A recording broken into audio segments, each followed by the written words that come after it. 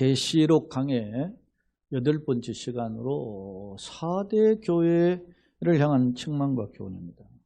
지금 소아시아 7교회에 주신 말씀 중에 5번째에 해당하는 교회에 주신 말씀입니다. 자, 4대 교회, 특히 계시록 3장에 등장하는 세 교회 중에 2교회, 4대 교회 라오디게아는 책망만 받은 교회고, 중간에 또 빌라델피아, 다음 주에 살펴보겠죠. 살펴볼 빌라델피아 교회는 칭찬만 받은 교회예요. 그러니까 이 교회들의 어떤 의미가 있는지, 특히 이제 책망만 받았다라는 점에서 4대 교회와 라오디게아 교회가 오늘 우리의 어떤 모습과 갖고 다른지 이런 것들을 한번 돌아보는 그런 자성의 기회라 생각이 돼요. 그래서 오늘 말씀을 살펴보고자 합니다. 자, 서론 부분을 함께 읽도록 하겠습니다. 바울 사도는 제자이며 목회자였던 디모데에게 경건의 모양은 있으나 경건의 능력을 부인하는 자들에게서 돌아서라 라고 권면하고 있어요. 목사였던 제자 디모데에게 경건의 껍질은 가지고 있는데 알맹이는 없는 사람 돌아서라. 이런 말씀할 때마다 제가 움찔움찔 찔리기도 해요. 내가 거룩한 척하면서 그러지 못한 때가 많은데 이게 참 그렇다 이런 생각인데, 바울이 디모데 목사에게 그런 사람은 돌아서라 그렇게 이야기한 적이 있거든요. 왜냐하면 이런 자들은 이런 자의 삶은 복음 안에서 사는 것처럼 껍질은 보이는데 오히려 진리를 어떻게 해요? 왜곡하고 또 진리를 거부하는 그런 사람의 모습으로 나타난단 말입니다. 문제는 이제 과거나 지금 옛날 이 바울이 쓴 편지 있을 때나 혹은 사도 요한을 통해서 예수님이 주셨던 시대나 오늘 우리가 사는 시대가 형식주의와 위선, 외식이죠.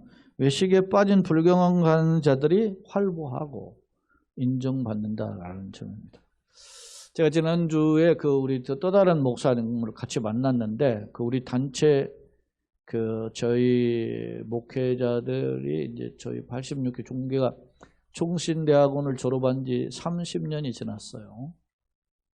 만 30년이 지났는데 그러다 보니까 동기들이 한 400명 졸업한 것 같은데 지금 단체방에 이렇게 초청되어 있는 사람들 제가 써보니까 200명 좀 넘었는데 또 이렇게 카톡하고 하니까 빠져나가고 그냥 한 170, 80명 남은 것 같아요. 근데 제가 우리 친구 목사가 그날 빠져나갔어요. 왜 빠져나갔냐 그랬더니 딱 그런 말을 하더라고.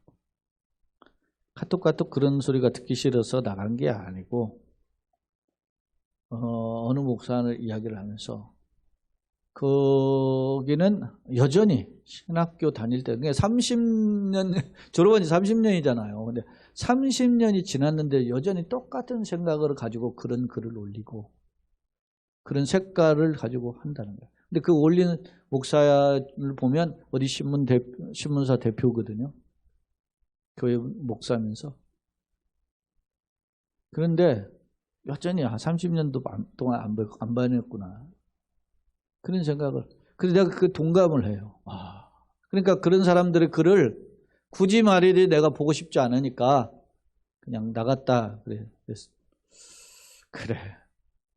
여러분, 예전에 저희 어머님이 하시는 말씀이 있어요. 흰 개구리를 시궁창에 3년 넣었다가 꺼냈더니 그냥 흰 개구리더라.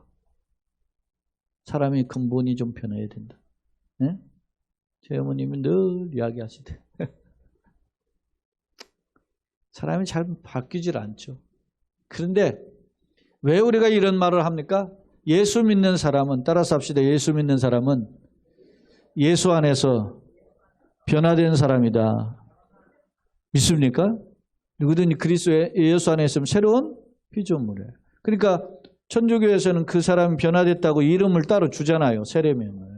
우리는 그렇게 세례명을 주지 않아도 나는 변화됐. 근데 변화됐는데 변화된 삶을 살아야 되는데 뭐를? 성경을 모르면, 하나님 뜻을 모르면 살 수가 없어요. 응? 그런 겁니다. 앞서도 우리 조카 왔었잖아요. 저희 형님 이제 큰 아들인데 이름이 찬양이에요. 저희 형님이셨죠. 이제 뭐 이제 교제하는 자매인데 결혼은 뭐 할 계획인 것 같아. 자기 아버지한테 인사했다더라고. 그래서 근데 나는 첫 번째 궁금이 신앙생활 하느냐 그렇게 물은 건데 제가 그런 이야기를 했어요. 우리가 살다 보면 이런 거죠. 아까도 그런 이야기인데 너가 이렇게 같이 이제 교제하고 이렇게 사랑하는 사이다. 근데 누군가가 좋은 조건으로 다가와서 예를 들어서 뭐 1억을 2억을 주고 10억을 줄게. 나하고 사귈래? 그러면은 누구야? 여친이야? 아니, 남친이야? 이렇게 물어보면 아니 이렇게 할 수 있네. 너 한번 할 수 있겠어? 세상은 그런 식으로 우리를 유혹한다. 그보다 더 강한 것으로도 유혹해요. 그죠? 그러면 사람이 계산서를 튀기는 사람들은 어떻게 해요? 금방 욕심이니까 손바닥을 뒤집죠. 손바닥을 뒤집어서 나 그러고 생각이 드는 겁니다. 신앙은 어떤 겁니까? 누군가가 너 교회 안 다니고 예수 안 믿어 너 직장 너 이렇게 대리인데 부장 승진해 줄게. 이렇게 제시를 하면 어떻게 하겠어요? 10중 8구 교회 안 다니지. 그런 시대가 됐어요. 그런데 그래도 나는 죽어도 간다. 그렇게 하신 분이 누구냐면 우리 박시웅 집사님 아버님 박 집사님이 그렇게 살았다. 주일날 내가 돈 벌지 않다도 안 굶으니까 주일날 그만두고 줄 성수에 가면서 그렇게 했어요. 우리 옆에 있다가 지금 그 고깃집으로 바뀌었죠. 정육점. 거기 군산의 집으로 있었던 있죠. 집사님. 최 집사님. 그 남편 집사님도 이 집사님도 교회 나왔었는데 남편이 횟집을 하면서 돈을 못 버는 거예요. 그러니까 어떻게 합니까? 부인한테 교회 꼭 11조 내야 돼. 이렇게 이야기했는데 최 집사님 그랬더니는 밥만 먹고 살면 11조 되는 거예요. 그랬다잖아요. 그러니까 남편이 정말 어렵게 꺼낸 말인데 그게 신앙이에요. 그러니까 아무나 그걸 이해를 못하죠. 복음이 뭔지 모르는데 그걸 어떻게 이해를 하겠어요. 그러니까 우리가 사대 교회가 어떤 교회냐. 예수님 말씀의 평가가 뭐라고 해요? 네가 살았다는 이름은 가졌다. 그러나 실상 뭐라 그랬어요? 죽은 자다. 교회는 다녀요? 교회 안 다녀서 이 편지를 사대교회에 보내서 책망한 게 아니에요. 교회는 다니는데 남들이 보기엔 그럴듯하단 말이에요. 내가 목사같이 보이고 그러잖아요. 근데 내가 보면 실상은 아니다는 거예요. 앞서 제 친구 목사 이야기했잖아요. 친구가 알아요. 30년이 지났는데도 안 바뀐다고. 예수를 믿으면 생각이 좀 바뀌어야 되는데. 이게 참 어려워요. 제가 봐도 그래요. 저도 뭐 바뀐 게 쉽지 않죠. 자, 한번 봅시다. 다시 서론을 중간에 와서. 자, 문제는 과거나 지금의 형식주의 선에 빠진 불건강한 활보한다는 점입니다. 주님께 책망만을 받았던 사대 교회의 모습도 이와 어떻게? 흡사하다. 그렇다면 어떤 자세가 필요할까? 주님의 책망과 교훈을 되새겨보자 그랬어요. 자, 성경으로 와서 사대 교회에 사제 편지하라 그랬어요. 사대 교회는 교재도 제가 적어놨지만은 도아디라 동남쪽. 이게 우리가 이 전자 칠판인데 이게 전자 교탁이 있는데 그거 피면은 좀 제가 이렇게 할 수도 있는데 그거를 했습니다. 할 때마다 가끔 생각이 들어요. 자, 소아시아 교회를 처음에 에베소부터 시작했죠. 에베소가 지금 터키 남중부의 항구 도시죠. 거기서 약 55km 정도로 위에 올라가면 서쪽 항구가 서머나예요. 그 서머나에서 또 북쪽으로 좀 올라가면 버가모예요. 버가모에서 동북쪽으로 약간 올라가면 두아디라예요. 그러니까 두아디라에서 약간 남동쪽으로 치우치면 오늘 4대가 나옵니다. 4대에서 약간 또 남동쪽으로 치우치면 빌라델비아고 그 빌라델비아에서 남쪽으로 치우치면 라오디게아. 그러니까 이렇게 지금의 터키의 저 중부 지방에서 중서부에서 북부 지방은 좀 올라가다가 중간에서 이제 동쪽으로 가서 이렇게 한 바퀴 이렇게 돌아오는 이렇게 U자를 뒤집어 놓은 형식으로 지어진 교회들이 7개 교회가 있어요.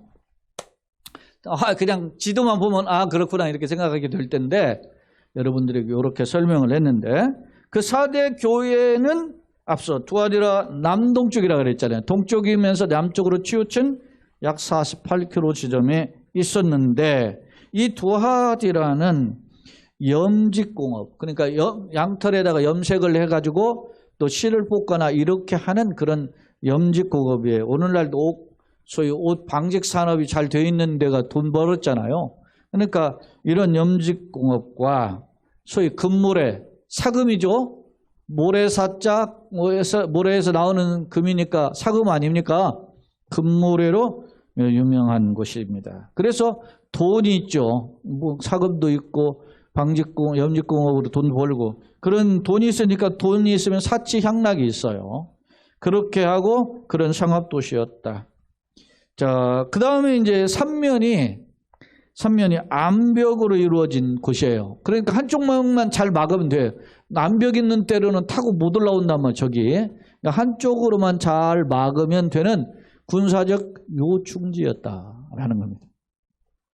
그리고 그렇게 했는데 문제는 이렇게 군사적 요충지니까 설마 우리가 망하겠어? 설마, 우리 속담에 설마가 사람 잡죠. 그러니까 그런 상황의 군사적 요새인데 2번이나 적의 공격에 의해서 나라가 정복당했어요. 언제? 기원전 6세기에 고레스, 여러분 고레스 잘 알죠? 캐세스 페르시아 초대 황제예요. 한데 정복당하고 그 다음에 BC 4세기 안티오쿠스의 침략을 받았다 이렇게 이야기해요. 그리고 종교적으로는 시벨리라고 하는 여신과 또 황제 숭배가 극심했던 도시다. 특히 요한계시록은 앞선 7개의 교회는 대체적으로 황제 숭배에 대한 핍박이 강해진, 특히 도미티안 황제 시절에 핍박이 강해지던 그런 시절에 주어진 편지라고 했잖아요. 그런 상황이었다. 자, 그런 교회에 이제 편지하라고 해놓고 하나님의 7영, 이것은 7영은 가득한 영, 충만한 영 이렇게 하기 때문에 성령 하나님을 가리키는 표현이에요. 성령 하나님과 그 다음 7별을 가진 7별이라고 하면 7별은 교회 수호천사 이렇게 흔히 해석을 해요. 예? 충만한 교회를 호위하는 경우를 7별이라고 하는데 그 7별을 주장하시는 분이 누구라? 예수님이죠. 그러니까 성령님과 천사를 그렇게 주관하시는 분이 성자 예수님이란 말이에요. 그래서 예수님이 이르시되 뭐라고 하느냐? 내가 예수님이 너희 사대교회의 행위를 아노니 뭐라고 합니까? 네가 살았다 하는 이름은 가졌으나 실상은 뭐요? 죽었다. 그렇게 이야기하는 겁니다. 이 껍질은 있지만 알맹이는 없다라고 평가하고 있습니다. 자, 그러니까 그러면 어떻게 해야 돼요? 너는 읽게요. 그 남은 바 죽게 되는 것을 굳건하게 하라. 아하. 완전히 죽었다라고만 하고 내동댕이 치지 않고 아직 뭐요? 그럼에도 불구하고 신랄 같은 희망이 있음을 보여주고 있어요. 그러니까 정신 차려가지고 읽게는 정신 차려 그런 말이죠. 남은 바 죽게 된 것에서 굳건하게 해서 읽게라고 하는 것은 영적 각성이죠. 흔히 우리가 대오각성 그런 말을 하잖아요. 큰 대자 오는 깨달을 노자 깨달을 각자 깨달을 성자 이렇게 해서 소위 대오각성이라는 표현을 하잖아요. 그런 표현을 하는데 너는 이렇게 굳건하게 해서 하라. 내 하나님 앞에 내 행위에 뭐요? 온전한 것을 찾지 못할 때 껍질만 있다. 알맹이가 없다라고 이야기해요. 그래서 자, 굳건하게 읽게라고 하는 표현은 그러면 어떻게 해야 되느냐? 3절에 내가 어떻게 받았으며 어떻게 들었는지 생각하고, 자, 복음을 어떻게 받았고 어떻게 들었는지 다시 한번 복음을 생각하라는 겁니다. 내가 예수 믿을 때 첫사랑의 감격을 회복하라. 할렐루야. 매우 중요합니다. 정말로 주님, 우리가 어메이징 그레이스, 나 같은 죄인 살리신 주 은혜 놀라와. 천부의 의지 없어서 손들고 옵니다. 우리가 앞서 288장 우리 마지막 말씀을 듣고 결단의 찬송으로 불렀잖아요. 예수로 나의 구주 삼고 이것이 나의 간증이요, 이것이 나의 찬송일세. 나 사는 동안 주님을 찬송한다고 하지 않습니까?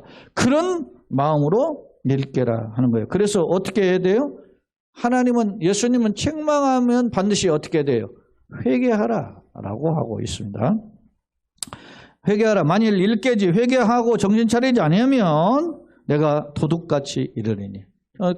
순간 오죠. 예고 없이 오죠. 올 때 어느 때에 내가 이를지 내가 알지 못하리라. 정신 똑바로 차려라. 그런 것입니다.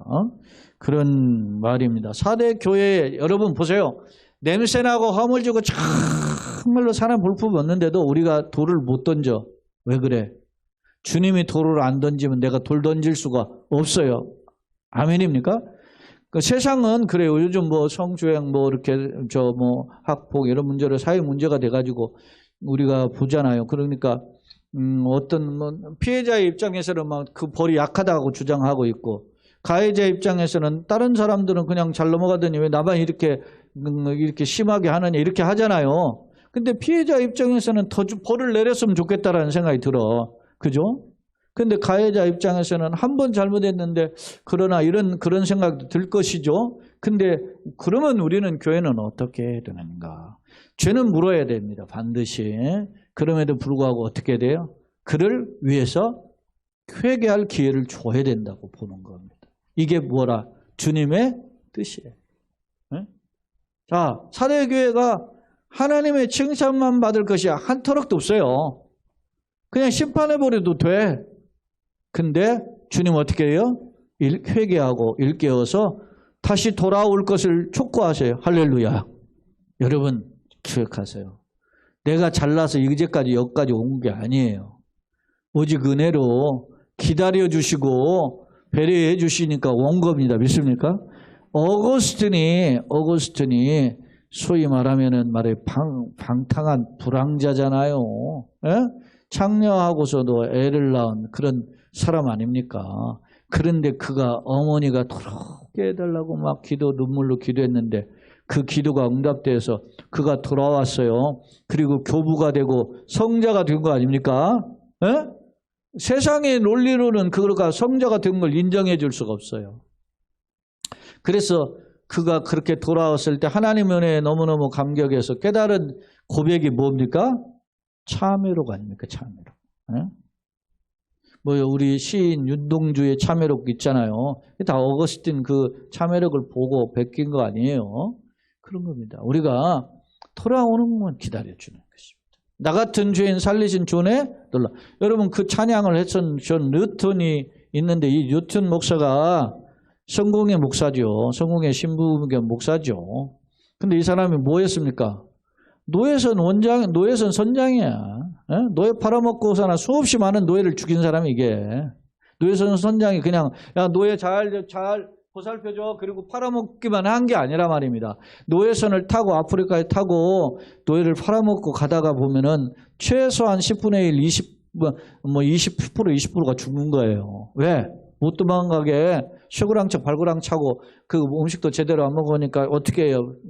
병에 걸리면은요 약도 안 주고 그러니 죽는 거야. 왜? 노예 죽어도 신경 안 써요. 사람은. 그러던 사람이 누구요? 뉴턴이에요. 근데 이가 예수를 만나고 나니까 어떻게 해요? 이런 악질 중에 악질이 나 있는데 내가 예수를 알게 됐어요. 그래서 나 같은 죄. 그래서 어메이징 그레이스를 한 거 아닙니까? 에? 저 미국의 카터 대통령이 제일 즐겨 불렀던 찬송이 어메이징 그레이스라고 하잖아요. 놀라운 은혜인 거예요. 그러니까 우리가 나는 한국 사회가 자꾸 막 잘못한 사람 손가락질을 그거 잘 심판받아야 돼. 그러나 돌아오면 받아줄 수 있는 길도 열어줘야 된다고 봐요. 그것이 기독교 정신이에요. 자, 이야기가 확대됐지만, 자, 그렇게 하나님이 사대 교회에게도 회개하라 그러면서 정신 차리고 회개하 돌아올 걸 촉구하죠. 그러나 사대에 보세요. 그러나 사대에 그 옷을 더럽히지 아니한 자 뭐가? 몇 명이 있어. 개인적으로 보면 사대 교회가 타락하고 세속에 싹 빠졌는데 그곳에서도 어떻게 해요? 그 진주처럼 그 영롱한 그러한 믿음을 지킨 사람들이 뭐요? 소수지만 몇 명 있었다. 예? 그 어디 뭐 보니까 유튜브 제 영상 보니까 어디 그는 진주만 토해내는 조개가 있더라고요.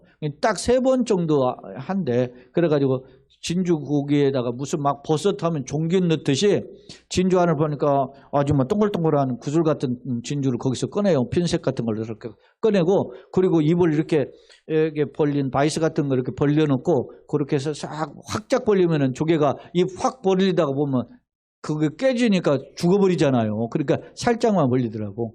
벌리고 거기서 진주를 꺼내고 그리고 나서 조그마한 것을 집어 넣더라고. 그게 뭐냐니까 그 진주 종균이래요. 그럼 그것이 자라가지고 진주가 된다더라고. 근데 그렇게 한 그 가리비 같은 넓적한 이 조개에서 3번 채취할 수 있다 그래요. 사람들이 하죠. 그냥 뛰는 놈에 나는 놈 있다고. 아유, 어떻게 그런 방법을 알았는지. 하여튼 그렇게 하더라고. 근데 여러분 보세요. 제 이야기가 확대됐는데 4대 교회에 그런 핍박 속에서도 뭐가 있어요? 진주와 같은 보석 같은 신앙이 있단 말입니다. 사랑하는 여러분, 세상은 다 우클릭하고 또 좌클릭하고 지 마음대로 살지요. 그래도 우리가 중심을 주님께 가는 그런 믿음의 길을 걷기를 예수님의 이름으로 축원합니다. 아멘. 자, 그런 자들은 있다. 흰옷은 거룩을 상징하잖아요. 순결을 상징하잖아요. 그러니까 흰옷을 입은 그 흰옷을 입고 나와 함께 다니리니 그들은 뭐요? 합당한 영구이다. 그렇습니다. 희망이 없는 교회에 희망을 가지고 산다. 그런 겁니다. 우리가 사실은 저도 뭐 목사지 뻔히 알죠. 교인들이 막 이렇게 가다가다 있고 외부 이제 강사도 모시지 않잖아요. 왜? 와봐야 교인 몇 명인데 어떻게 설교 부탁하겠어. 그러니까 하는데 그냥인데 그렇습니다. 예? 뭐 저도 지치죠. 그런데 교인들도 안 지치겠습니까? 그러니까 이번에는 코로나 와가지고도 우리가 몇 가정 또 빠져나가더니 이번에 또 뭐 어려운 일 있다고 또 빠져나가고 이거 어떻게 해야 되나 도대체 내가 그런 상황이잖아요. 그런데 여러분 보세요. 그럼에도 불구하고 그 믿음을 지킨 흰옷을 입은 교인들이 4대 교회에 몇 명이 있었다는 겁니다. 예? 여기 보면 자 그러면서 이야기해요. 5절에 이기는 자는 이와 같이 흰옷을 입을 것이고 내가 그 이름을 생명책에서 결코 지우지 아니하고 그 이름을 내 아버지 앞과 그의 천사들 앞에 각각 그의 천사들은 누구예요? 예수님의 우리를 보호하라고 보낸 천사들이다. 그들이 우리를 다 보고 아는 겁니다. 그들이 천사들이 우리가 주님의 심판대 앞에 다 우리를 변론하거나 아니면 고발할 수 있는 거지. 그 앞에서 시인하리라. 여러분 이기는 자 그 약속을 붙잡고 회개와 정신 차리고 하나님 뜻대로 사는 자는 그런 뜻이죠. 이것처럼 흰옷을 입을 것이고 흰옷은 거룩 순결 승리를 상징한다 그랬어요. 내가 그 이름 어디에? 생명책에 결코 지우지 않고 그 이름을 내 아버지 앞과 그의 천사들 앞에서 하나님 아빠 또 많은 천사들 앞에서 시인하게 할 것이다. 그러면서 귀 있는 자는 성령의 교회들에게 하시는 말씀을 들으시다. 그런 오늘 본문은 이기는 자에게는 흰옷을 입게 하고 이기는 자에는 생명책에 그 이름을 지우지 않겠다라고 하는 점을 강조하고 있습니다. 자, 교재의 2번째 부분입니다. 오늘 단락은 크게 2부분으로 나눠보는데요. 1절로 3절 사대교회는 살았다니 가졌지는 사실은 죽은 자에게 회개하라. 예수님 촉구했죠. 사대교회에 대한 배경들을 제가 설명을 했습니다. 특별히 회개를 촉구하는데 읽게라 그 다음에 회개하라 이런 말씀을 하고 있음을 알 수 있습니다. 그렇습니다. 아직 칭찬거리를 하나 찾을 수 없지만 그러나 마지막으로 회개를 기회를 주고 계심을 알 수 있다. 두 번째 4절 6절. 아직 그럼에도 불구하고 그 교회가 냄새가 나고 그런데도 흰옷을 입고 주님과 동행하는 자가 일부 있었어요. 그런 자들의 극소수 예외가 있었어요. 그런 자들, 세소가 되지 않는 순결한 자들에게 하나님이 있음을 기억하고 이기는 자에게는 이런 약속을 주셔서 세 가지 약속인데 한번 봅시다. 세 가지가 첫째 흰옷을 입게 할 것이다. 세소가 되지 않는 건 승리를 약속한 거죠. 생명책 천국 시민에 대한 기록이죠. 그 다음에 뭐요? 내가 아버지와 어떻게 천사들 앞에서 그의 이름을 시인할 것이다. 이분은 이 사람은 내 사랑하는 백성입니다. 아버지 앞에 누가? 예수님이 다 시인하시죠. 맨날 귀한 거죠. 지금도 예수님 보좌 우편에서 우리를 위해서 기도하신다. 나를 위해서 기도하신다. 나는 아무 공은 없죠. 그런 은혜에 붙들리기를 바랍니다. 자, 세 번째 화면입니다. 서머나 교회의 배경과 주님의 명령과 약속은 뭐냐? 앞서도 간단히 설명했는데 주변 상황 두아디라 동남쪽에 약 48km 지점에 있는데 그 높이로는 해발 450m의 트몰로스산 정상에 있는 도시에 앞서 제가 이야기했잖아요. 그 삼면의 절벽이고 한쪽 면만 이렇게 비수되면 경사지. 여러분 유대의 그 마사드 언덕이 이렇게 생겼어요. 막 찌르듯이 높아간 봉우리인데 거기에 한쪽만 탁 이렇게 출입구가 있었는데 그 출입구로 향해서 저항을 하니까 그 출입구도 절벽같이 됐지. 그러니까 로마의 말이지. 타이터스가 아주 열받아가지고 거기까지 그 정상까지 흙을 싸버린 거예요. 싸가지고 올라와가지고 결국 600명의 항전하는 이스라엘을 다 무찔렀잖아요. 그런데 그런 것처럼 이렇게 트몰루스산 정상에 있는 이 4대 도시가 이제 부자 동네고, 예?